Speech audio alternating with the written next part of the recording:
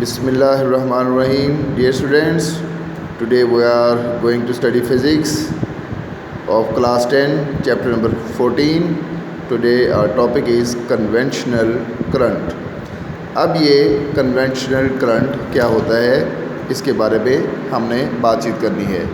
हमने पिछले लेक्चर में ये पढ़ा था कि एक जो बैटरी होती है वो नेगेटिव चार्जेस को सर्किट में पुश करती है ताकि वो सर्किट में मूव करें और इस तरीके से ये करंट जो है वो करंट जो है वो प्रोड्यूस होता है।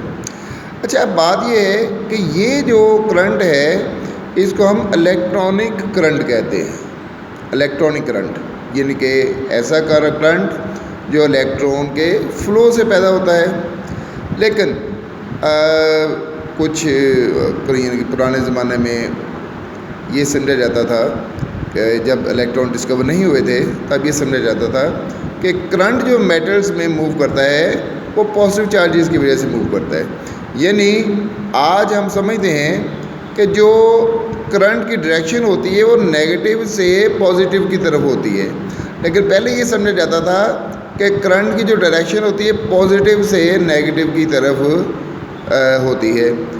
यानी कि चार्ज जो पॉजिटिव चार्जेस हैं वो मूव करते हैं।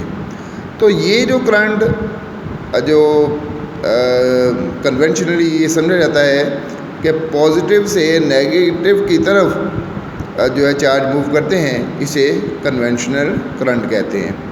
यानी आप ये समझ सकते हैं कि इलेक्ट्रॉन तो इस तरफ को मूव कर रहे हैं, ये जो करंट है ये इलेक्ट्रॉनिक करंट है, लेकिन इसके साथ ही हम ये समझते हैं कि करंट जो है अगर पॉजिटिव की तरफ से मूव करता है तो उसकी डायरेक्शन इधर से इधर होती, यानी कि इलेक्ट्रॉनिक करंट के ऑपोजिट होती। इन डायरेक्शन ऑफ कन्वेंशनल करंट अगर ये है तो इलेक्ट्रॉन का फ्लो इस तरफ को है।